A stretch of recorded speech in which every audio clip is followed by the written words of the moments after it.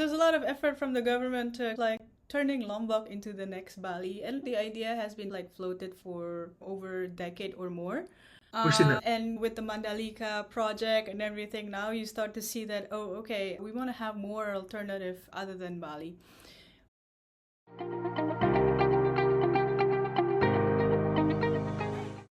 So the beginning of this discussion actually goes back to, I think, a few months ago. We published an article about Bali versus Lombok that instantly, in a very short amount of time, got a huge amount of interest.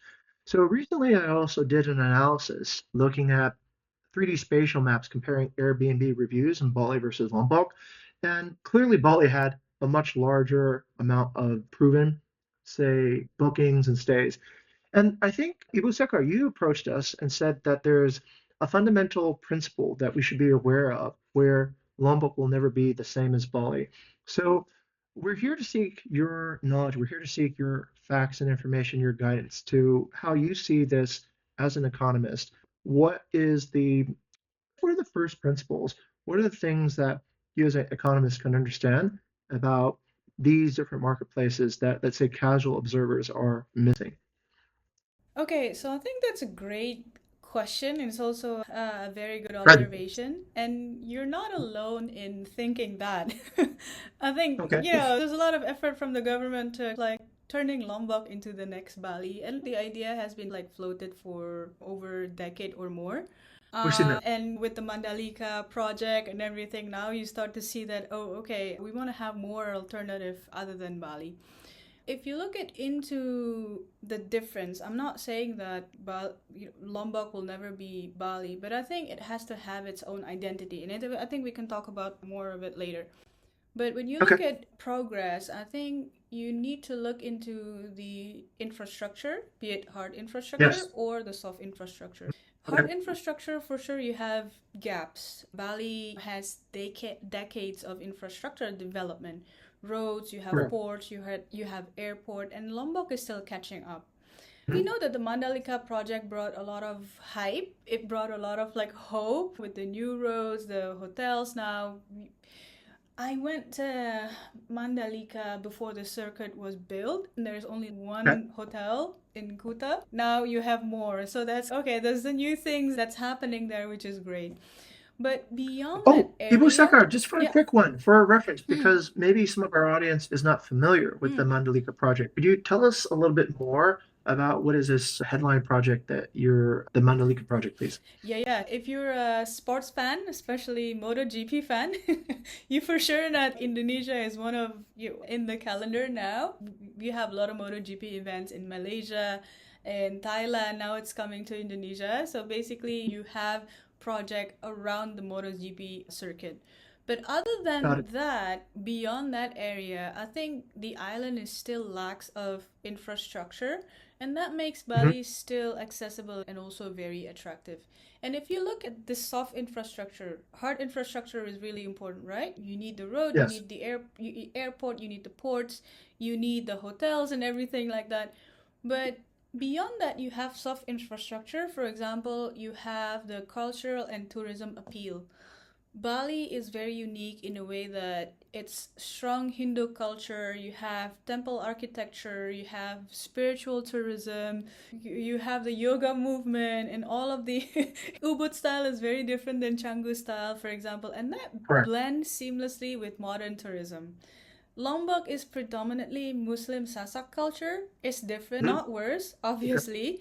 It's just not the same kind of draw. And I feel like it hasn't developed a clear, compelling identity for tourists that sets it apart from Bali. If you talk about natural beauty, Lombok is stunning. You Yes. think of the Gillies. I've been to the Gillies several times. Wanted to track at Rinjani. I'm into trekking and hiking these days, so I think Rinjani next year would be great for me.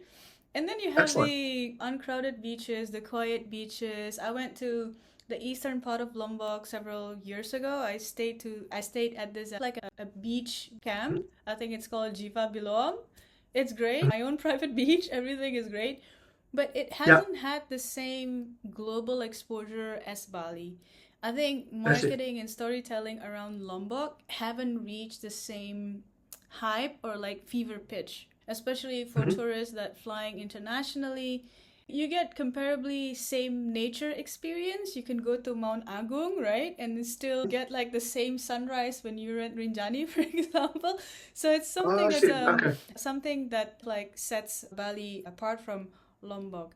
And then if you look at the political and economic factor, is also going to be very important because project in Mandalika is what we call like a top-down project, right? So it's not Yeah. naturally grown from the bottom.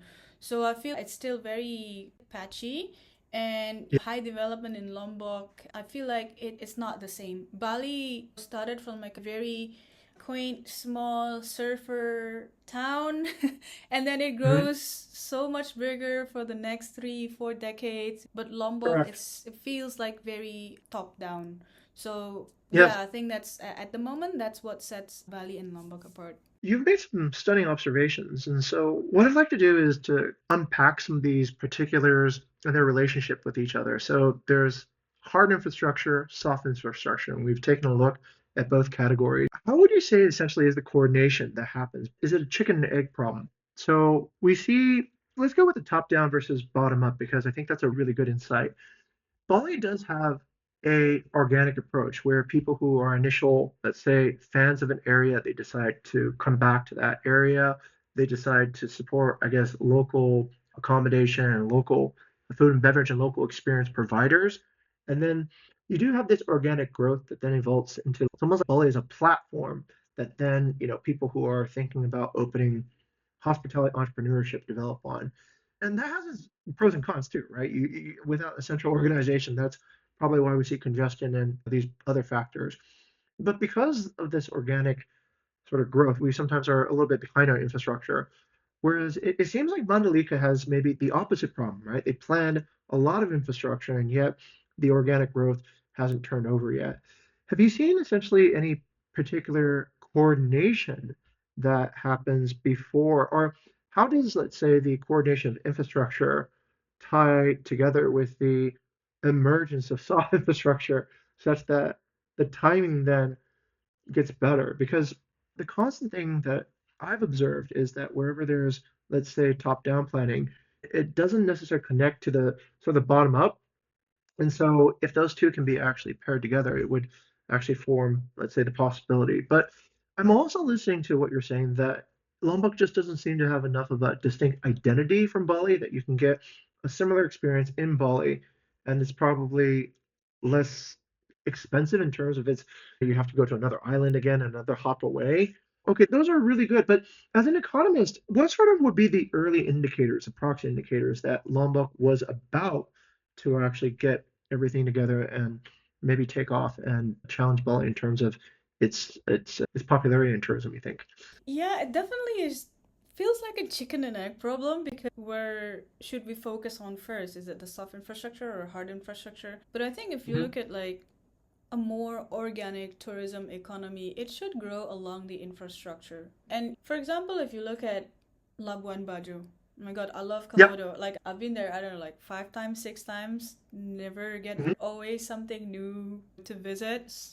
Different snorkeling spot, different, and it has also like a really nice it serves a really nice example of what a top-down project looked like because first I was there in 2015, I think. There was Hmm. not so many boats. I think Yep. people were like, I remember that I hiked to the Gili Lawa Darat. This was like one of the most stunning sunrise view I've ever seen in my life. You should go there if you Yep. have time. And there was just me, a friend, and then just the guides. That's it. Okay. Something that you can't get at the moment because it's over tourism already sometimes. When you look at Labuan Bajo in June and July, then you'll see a lot of people there, right? But then because of the hype, and Labuan Bajo is it has a very niche market, right? Because You're right. if It's a you different love flavor. diving, it offers like a stunning diving spots, for example. And if you go like snorkeling, if you go trekking, you have a lot of islands and so forth. So with that hype came all of the government projects. Because I think if you look at Ah, Labuan see. Bajo, Okay. And then you can see that all of the top developments were being developed by the government. The ports, the Hmm. five-star hotel. If you remember last Yes. year, I think they had the meeting there. Also, the Hmm. one at the harbor. Can't remember what's its name, but it's also a five-star hotel.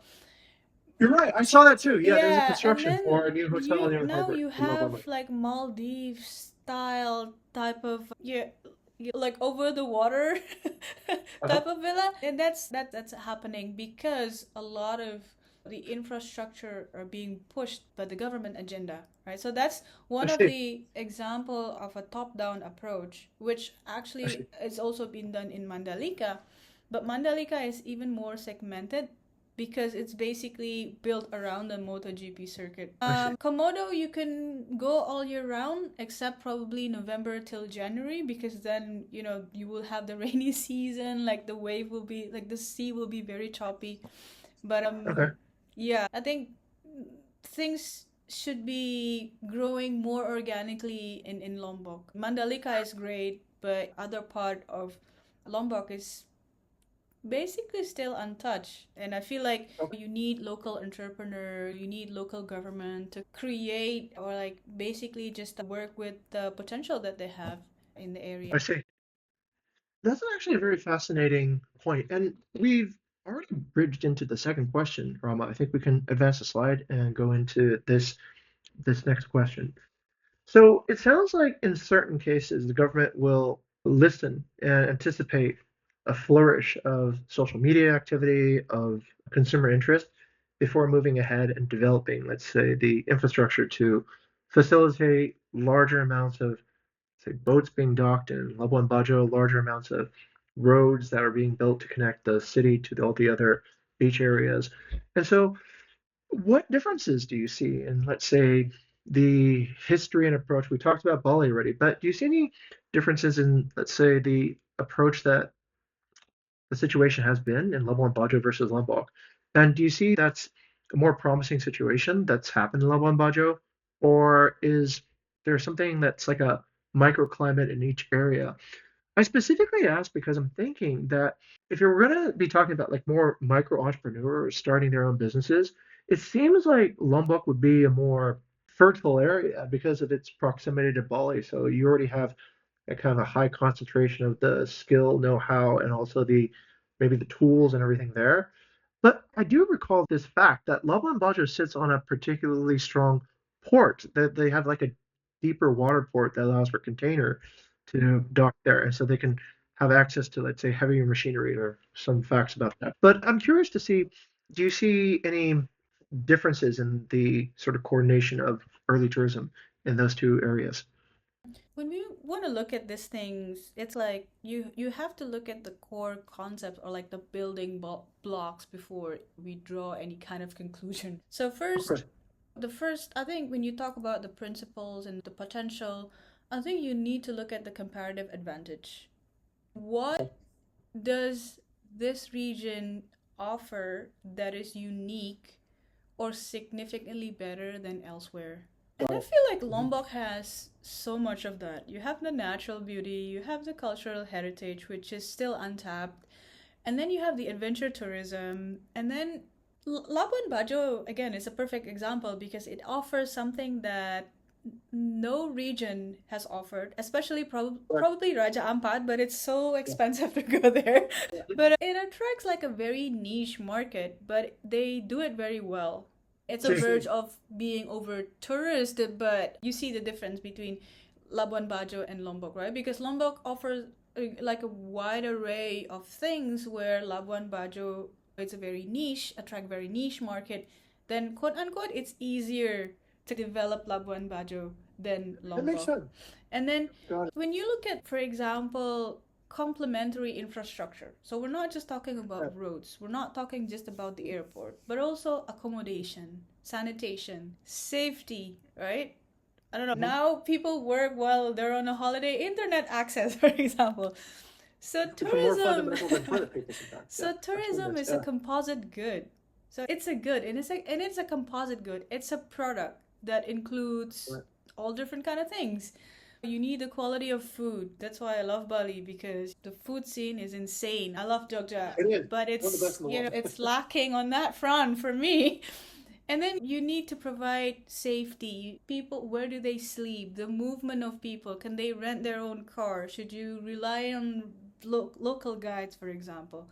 And Mhm. experience is also going to be very important. So any weak link in that chain, the whole chain, will not destroying the product, but will basically hurt what you sell.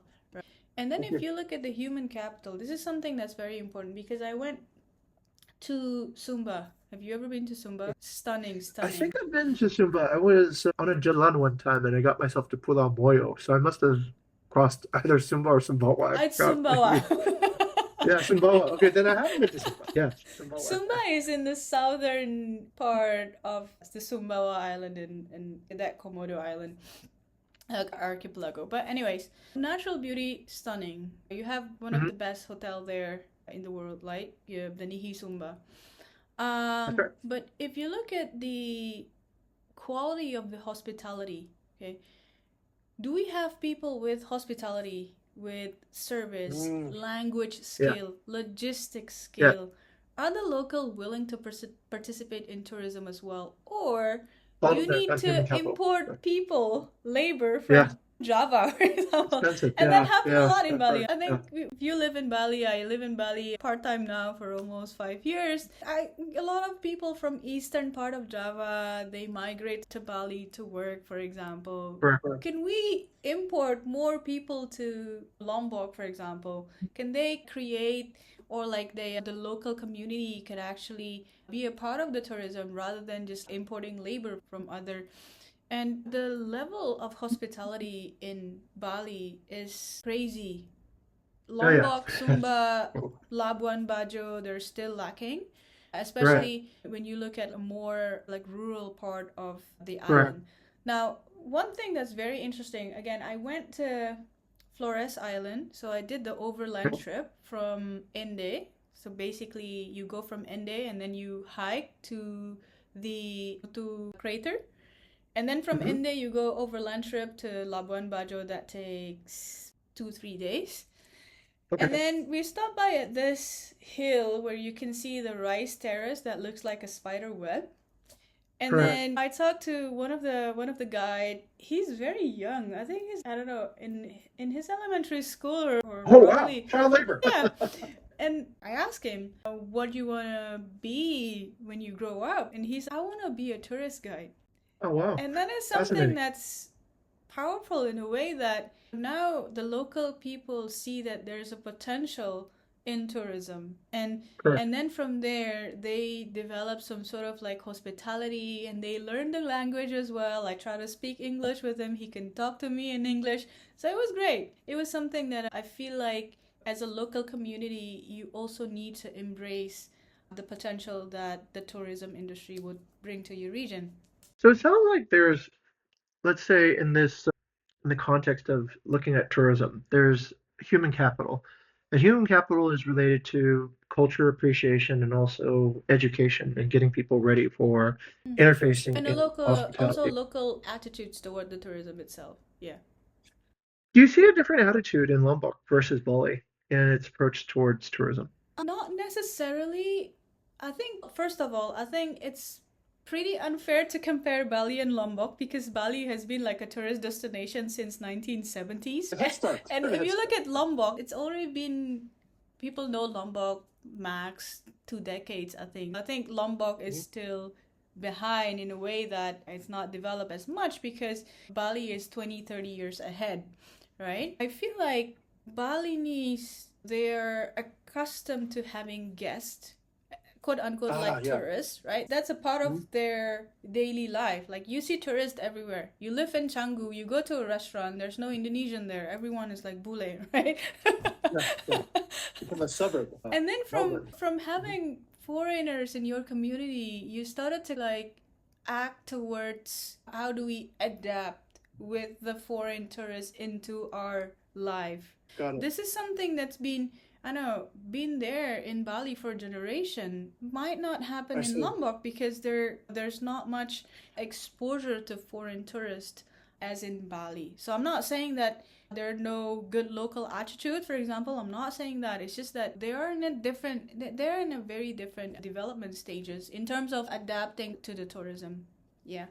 That's a very powerful fact because it sounds like there is a compounding effect there where, say, the culture that has had a longer amount of time to integrate with the international culture becomes more adept at being able to, let's say, serve better and innovate faster, think of how to produce better accommodations, better food, more even maybe tolerance for different types of like lifestyles and such. Okay, so basically the social infrastructure and the social culture has a route to guide how that future development, how that particular group of people are going to be receptive to tourism. I'll try to shrink it down. So it's a compounding effect of cross transfer of culture.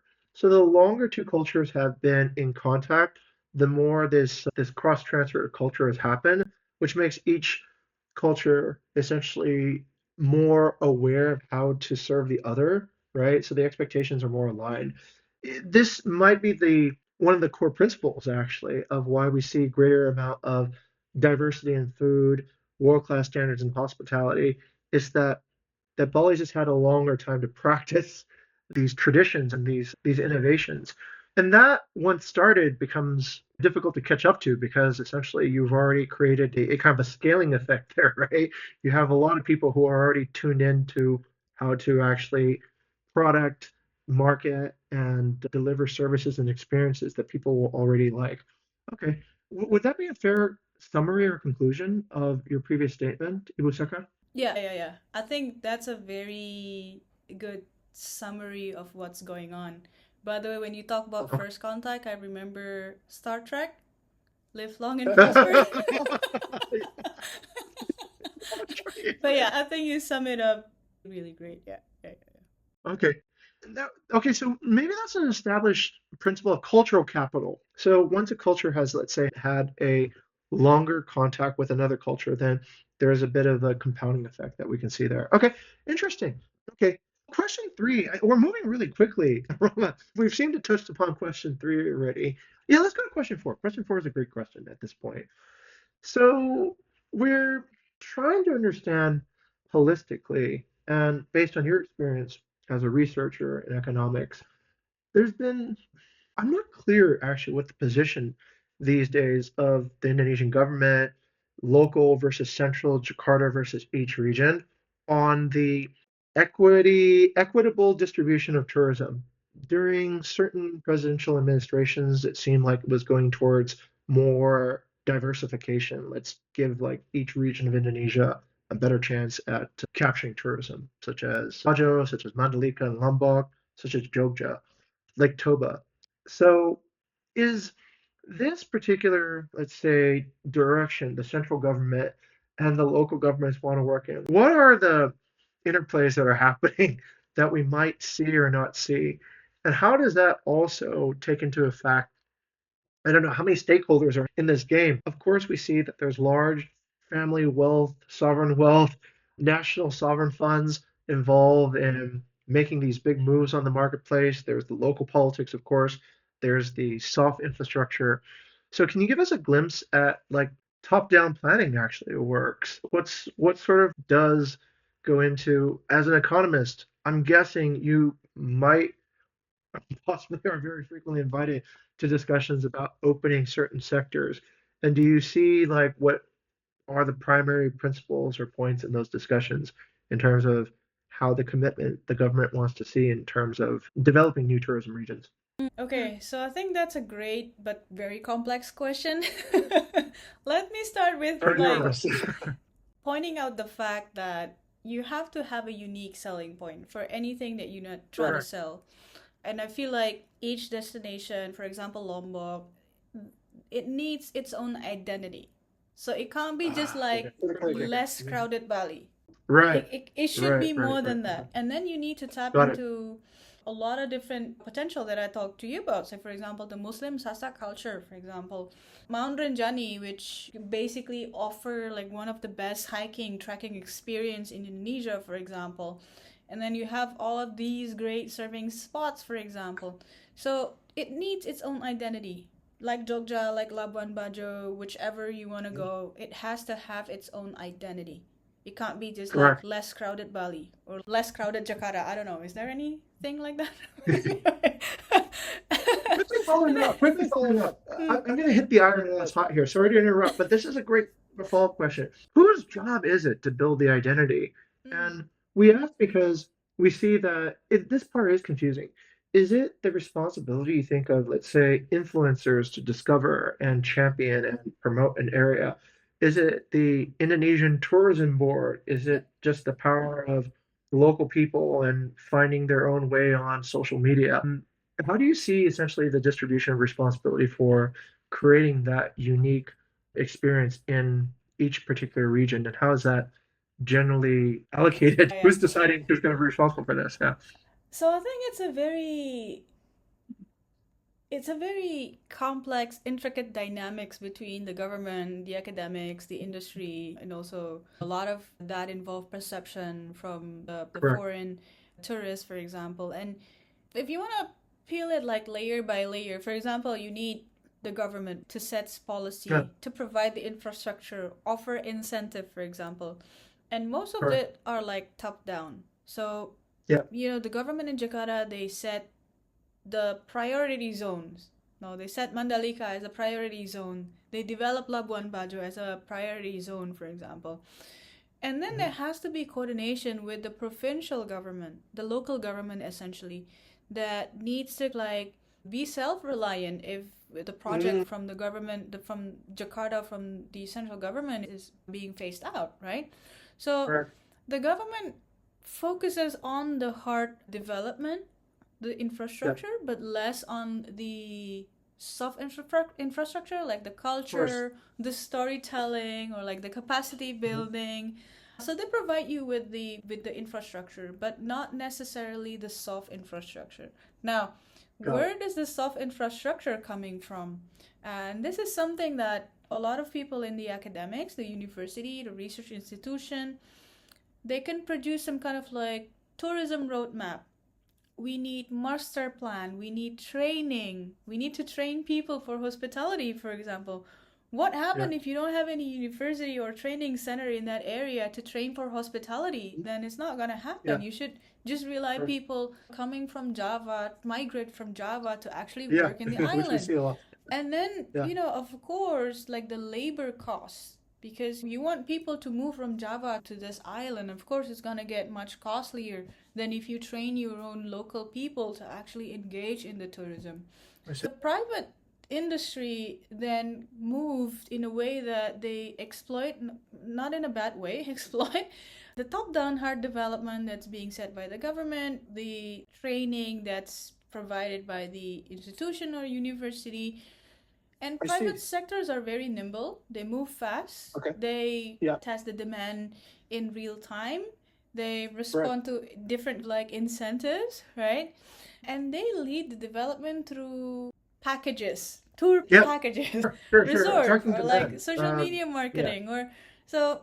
I think you need all of those to like work together. Again, you might think that this is a chicken and egg problem, but for Yeah. me, I think it's something that has to be done simultaneously. Yeah, so they have to be like aligned, I get it. basically. I Yeah. get it. You have to have cohesion between all the different, Yes. Yes. yeah, Yeah. everyone has to have the same. Yeah. Okay. Yeah. This is just my observation, and we want to test it out under your, professional guidance. It seems like Jogja was making a leap to be a stronger tourism destination. They built a huge airport. They put a high quality train line from Yeah, international airport in Kulon Progo. Yeah. exact Gulam Progo. So in goes the airport, in goes the moderate speed rail line to connect the airport in Yeah. town. But it seems like there's less demand. Yeah. It seems like it seems like the government's done their part to build, but tourism didn't go up. Last time I was there, the Jogja airport, I think it was there on the entryway and on the way out, very empty. It was quite empty. So in a case like that, also being from Jogja, does it just require time? Or is it like we need everyone to be more cohesive and get like the dominoes lined up Yeah, in a row such that when the airport is done, there's yeah. like an activation for more interest in storytelling in Jogja. What can we learn about that particular example experience? Okay, first of all, Jogja and Bali, I love both city. Laid back Same here. people, very again, Jogja is always home, right? But Mhm. they're very different, not in a bad way, but I feel like Jogja's identity is always the cultural richness. But I get that you say that there's a pretty low global pull towards Jogja. I don't We do have a very big local tourist, school tourism, but not international market. Now, when you look into Jogja, then you have the rich Javanese culture, we have the royal Yes. heritage, we have the sultanate, we have the world-class temples, we have Borobudur, we have Prambanan, we have a lot of fashion industry, the batik as well. The food is not so bad, and I like Jogja. I feel like Bali is Jogja on steroid, but with a very different vibe. Yeah. Because Yeah. again, as I said before, Bali started from a very small server village, right? And then Mhm. it grows into a very big server hub and so on and so forth. But Jogja is more centered toward the culture. Which if you look at the Okay. Gen Z in the Mhm. 1970s, so the young people in Yeah. 1970s, and then the young Okay. people now, they're gonna get attracted to what Bali is offering than Jogja is offering Oh, because I see. I see. the way that about what's being offered in Jogja is very different, right? We don't have beaches 2 hours away. The Hmm. nearest beach is meh. Palm uh, beaches.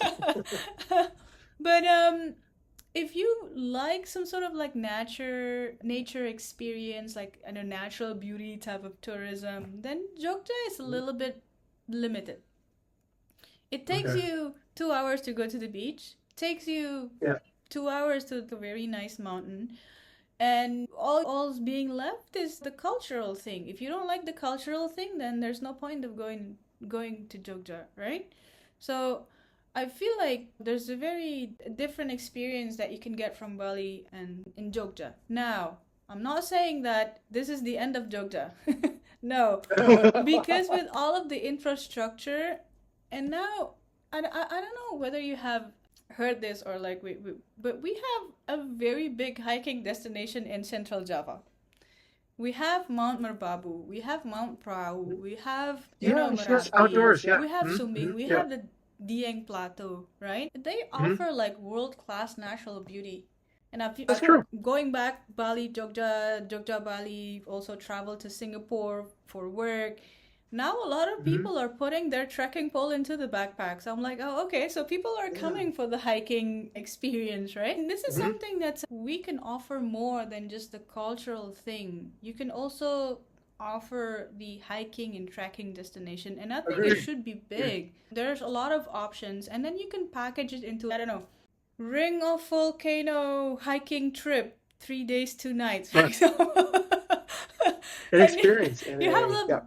backpacking, the hikers, the nature photographers, for example, the social media influencer. And I feel like Correct. when Bali started as a server village, right? Those Hmm. backpackers that went into Bali and then they stayed. You can also do backpacking and stay in the mountain here. So that's also a good You're place to onto something. start. You're onto something. So the I'll go into a quick segue and then I'll come back, right? This I think appreciation of natural experiences is something that we've seen nascent and trending growth. So we've seen newer Gen Z travelers take a strong appreciation towards natural experiences, hiking, being with nature, de-urbanization. My daughter is probably a pretty good example. Every time we go to another city, she complains this is just like another city. Take her out to nature, really appreciates it. So on that point, I think the storytelling that we're offering right here about destinations like Jogja is probably it sounds like it's the responsibility of the people there to actually find a way to elevate this experience and present it. But then I'm also thinking this too. So Jogja has so few international flights arriving, whereas Bali has so many. Does it then depend upon having, let's say, reliable proxies, foreign proxies, like intermediaries that go out to transmit that message, and then getting their sort of buy-in to get that message out there to their tribes before this will globalize? Or is it entirely possible to build that from just what the local community is doing? I ask because I noticed that a lot of the most popular destinations across Southeast Asia were originally, I think they were championed through generations and culture capital again. First, they were in the Lonely Planet, and then they were like essentially when it was on social media that were being posted on Instagram, and then when TikTok came in. So there's like this unbroken continuum of, let's say, travelers that are they're retelling the previous story, but in the new format. And I'm just wondering if, let's say, if there's a break in that format, does the story get lost? Because I do remember my first trip to Jogja, it seemed far more international. It seemed like there was like a there was a really diverse amount of people going on Malioboro and visiting Prambanan and Borobudur. But I wonder if there was, let's say, a change that caused, let's say, a the story the through line stopped at one point and didn't really get picked up again. What is your opinion about that? Yeah, I think a lot of people coming to Jogja would have already been traveling to Bali or they will Mhm. travel to Bali. So it's Correct. never like you're going to Indonesia to visit Jogja. Just to see Jogja. I know a lot of our colleague visiting from abroad, they're visiting Jogja because of course they're, but I feel like Bali is always in the picture, either before Jogja or after Jogja, right? So I feel we don't have a lot of international flight. Yes, that's because probably it's also tied into the whole trip that they have in Indonesia, right? And Correct. I feel like a lot of times we need to create a narrative. We need to create a story, okay? And if you want to talk to the international audiences, there has to be like emotionally packaged.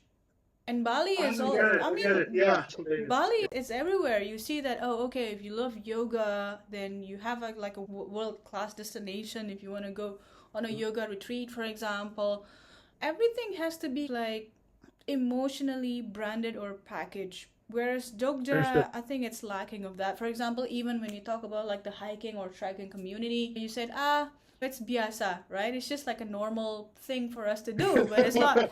But for foreigners, it could be life changing. Could be like, okay, Correct. Correct. you're hiking 2 hours, 3 hours on top of this mountain, and you can see like the most active volcano in the world. It's like Yeah. something that's there's a lot of story that I think lost in a way that you know people visit Jogja because of the cultural heritage, yes, but in a way that it's like a side piece of visiting Bali. So I think a lot of people are I going. see. So they go very early in the morning, then they visit Borobudur, they visit Prambanan, the next day they go back to Bali. So it's something that they do just because they want to see Borobudur and Prambanan. So I feel like we need to create our own identity in a way that there's also, as I said before, there's also a lot of different potential now in terms of the natural beauty, adventure experience that we can. And this is the private sector that has to take the lead. Create a package, volcano to temple trail, for example. Just like when you're in Peru, right? Before you go to Machu Picchu, you can do this Salcantay trek, for example. You can trek for 3 days and 4 nights, and then you visit Machu Picchu. So this is something that I think the private sector really needs to innovate. Government can't provide the hard infrastructure. Government provide the airport. Government provide the toll road. But other than that, it's the private sector that has to lead the development. But what it sounds like is this: government provides infrastructure, government provides support, government provides, let's say, a vision for determining if that area should actually be a highlight area. It's up to then all the intermediate, let's say, stakeholders from the central government, the local residents, the early tourism, the early adopters, the service sector, the educational institutions, all to co-align there in order to make it happen. That space then gives each particular sector a vision and also responsibility to make tourism happen. And if there's, say, a incompatibility somewhere along the line, then the cycle breaks and it doesn't really spin over as much. how would Lombok have to do this? Would Lombok have to attract a larger amount of early stage pioneering entrepreneurs to push that private sector forward, imagine what the story should be, capture the spirit and beauty of people, be able to then get, let's say, another round of first journalists and influencers to then report that story out. And then after this flurry of information has happened, then the infrastructure will be, let's say, reinvested in more capacity for our airport, more capacity for roads, more capacity for all these other factors. So it's really up to the, let's say, it's up to the people of Lombok, right? And the people who want to go to Lombok to start businesses to get it to start going. And I'm not trying to scare people out here, is that Mhm. you're trying to shortcut with the mega project, with the high end tourism, Okay. without building the solid fundamental. Okay. I think, first of all, you need a genuine local buy in and not just Right. employment.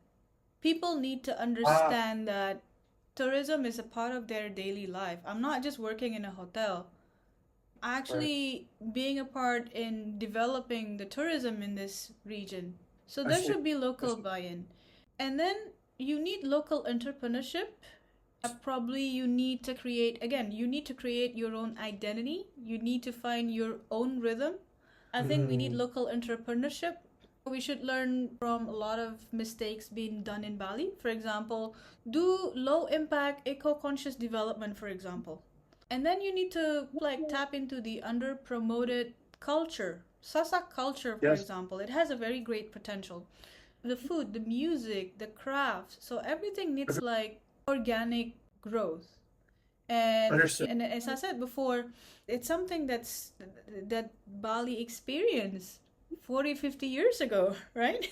Correct. It didn't need mega projects. It didn't need five stars resort. It attracts people by its own with its own charm. And that's Yeah, when we started to see the development happening organically. Hmm. I would agree. That's a very powerful insight. So if Lombok wants to compete with Bali, Lombok needs to rise to the occasion, rise to the challenge. And people of Lombok need to find within their own experiences what is the story they want to tell. They need to exhibit ownership And they and need the local willingness government to lead those movements. It to can't be like scattered and patchy here and there. I think it's the local government, the provincial government needs to take the lead into kind of developing the soft infrastructure. Yeah. and that's up to the people to elect the people who will become their government. So, Yep. okay, okay. All right, fascinating. All right, that's been really insightful. Ibu Sekar, I think we've brought hopefully a lot of truth and a lot of facts and a lot of strong first principles to this discussion. And we want to cut through the hype. We want to cut through all the floaty, nonsensical, oh, just come here because of this. Okay, so this has been a very sober discussion.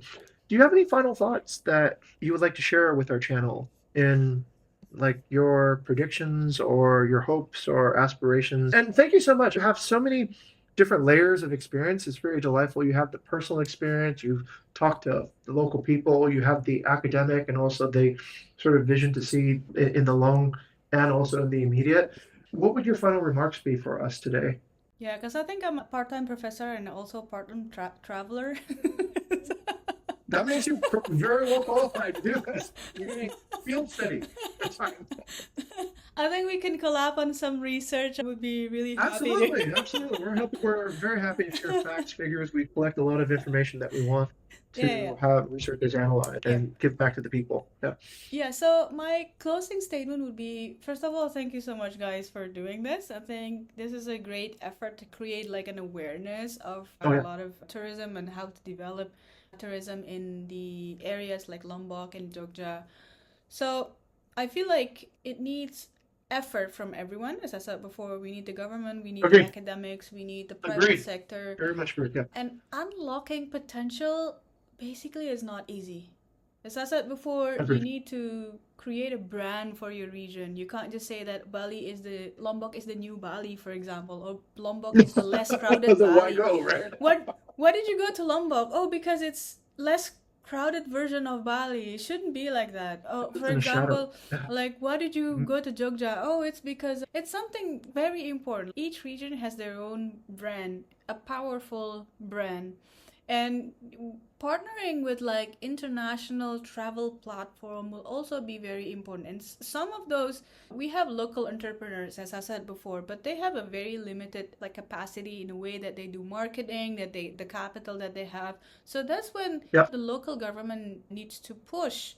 A lot of effort should be put into how do we kind of help this local entrepreneur to build their business. And then, of course, again, Correct. as I said before, empower the local youth. You have the Mm. cultural experience, you have the spiritual experience, you have local people adapting to the foreign tourism. Local youth can be basically it creates such a burst into the development because when you train and fund the local youth to be multilingual guides, for example, or digital marketer. You know, a lot of Mhm. digital marketer in Bali comes from foreign Yeah. countries. Why don't Well, we that's have what we're trying to digital be. marketers from Bali, for example? You have the small Well, business that's what we're trying to be. operators because Yeah, that's yeah. see, and this is like these local community, the local youth, the localpreneurs, they should be the face of the region, of the tourism. They can Agreed. be, Agreed. I don't know, the storytellers. They a lot of potential that we leave out because we rely so much on the services that brought to Bali by the foreigner. So I think this is something that's again need a push from the local government. We should not just rely on the top down, the central government because Agreed. as I said before, they provide the hard infrastructure, they provide the incentive, but that's it, right? Yes. Yeah. Understood. I think it's actually a very good point. This responsibility has to be shared. And there are no, I think, gifts that reach you 100%. There's something that we all must do in order to see that outcome. And the hard work is, yeah, you're very sober about that. There is a lot of hard work. Telling a local story oftentimes is extremely challenging. We've tried to, within Bali, promote more Balinese culture, be told by Balinese people, and even that Yeah. surprisingly Yeah. can be a challenge. So I can't imagine how much more is up ahead. But I think that's a good expectation setting that if you want to win in global tourism, you have to be world class. And world class tourism requires world class brand. And then, yeah, I think it's the Mahasiswa, the youth, Yeah. that will bring about the change that we want to see. Yeah. All right. Thank you very much, Ibu Sekar, for this amazing episode of Bali Business Review. And I want to give you a hand for coming in and also utilizing our platform to get your message out. Thank you, Mr. Okay, James. thank you. Thank you. Thank you Thank you. very